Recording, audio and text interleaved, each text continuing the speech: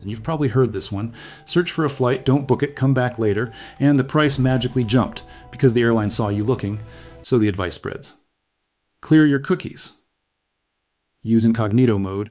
Trick the algorithm before it tricks you. Here's the uncomfortable part. That advice is a myth. And believing it is actually costing you money, because it's pointing your attention at the wrong lever entirely, airlines aren't watching your browser history. But there is a real system deciding your price in real time, and it has nothing to do with cookies. Today, I'll show you how that system actually works, and 3 legitimate tools that let you work with it instead of against it. Let's kill the myth properly first, because you need to understand why it's wrong before the real system makes sense. Travel outlets have actually tested this. One analysis ran hundreds of paired searches, one in a normal browser, one in incognito, on the same flights at the same time. The result, prices were identical in 88% of cases. Incognito was cheaper about 7% of the time, and more expensive 5% of the time. That's not a pattern, that's random noise. Even the people whose entire job is finding cheap flights back this up. The travel platform Going runs thousands of fare searches every single day.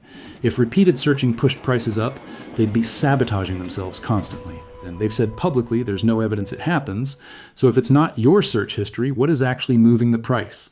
Every seat on a plane isn't sold at one price. Airlines split each flight into fare buckets, sometimes a dozen or more per plane. The cheapest bucket might have 8 seats in it. Once those 8 sell, the system automatically moves to the next bucket up, and the displayed price ticks upward. For everyone, not just you. That's the part that feels personal, but isn't. If you search a flight 3 times in one day and the price rises, it's very possible other travelers bought seats out of the cheap bucket in between your searches. You're not being targeted. You're watching inventory drain in real time, lopper on top of that. Then how far you are from departure, the day of the week, competitor pricing on the same route, and fuel and demand forecasting, all recalculated constantly by pricing software. None of this is secret or illegal.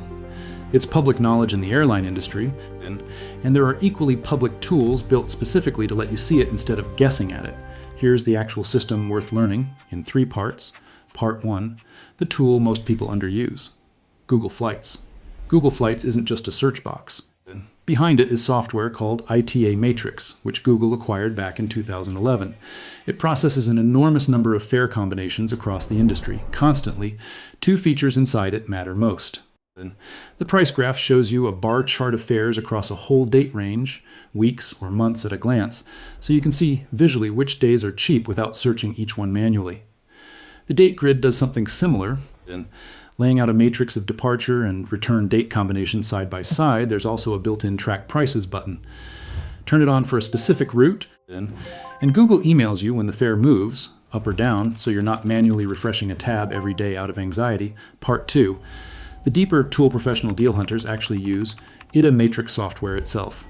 This is the raw engine underneath Google Flights, available directly at its own site. It looks more old school, more drop-down boxes, airport and airline codes instead of a friendly search bar, but it gives you far more control, specific routing rules, specific fare classes, specific airline combinations that Google Flights simplifies away. It's more set up for more precision. If you're flying a common route, Google Flights alone is usually enough. If you're working a complex multi-city trip or chasing a specific fare class, Matrix is the tool built for that. Part 3.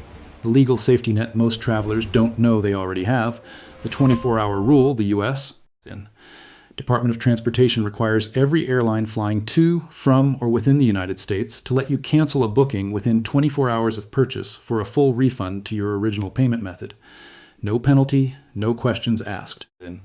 That means once you've used the tools above to find a fare you're fairly confident in, you can actually buy it to lock in the price and still have a full day to keep comparing without risk. It's not a workaround. It's federal consumer protection under 14 CFR 259.5, sitting there unused by most travelers. Here's how to put all 3 pieces together for your next domestic trip. Step 1. Open Google Flights and enter your route with flexible dates, if you can. Click into the price graph and scan for the lowest bars across the range. This instantly shows you cheaper days without 20 separate searches, steeper 2. Narrow to your best dates, then turn on track prices for that specific search. Let it run for a few days. If your trip isn't urgent, you'll get an alert the moment the fare drops steep 3.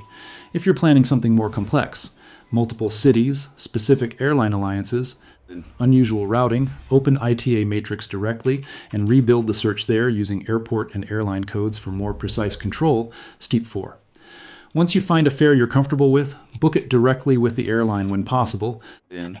Rather than a third-party site, the 24-hour rule applies most reliably to direct airline bookings and confirm it's at least 7 days before departure, since that's the rule's cutoff, step 5. Use your 24-hour window on purpose. Then keep checking the price graph after booking.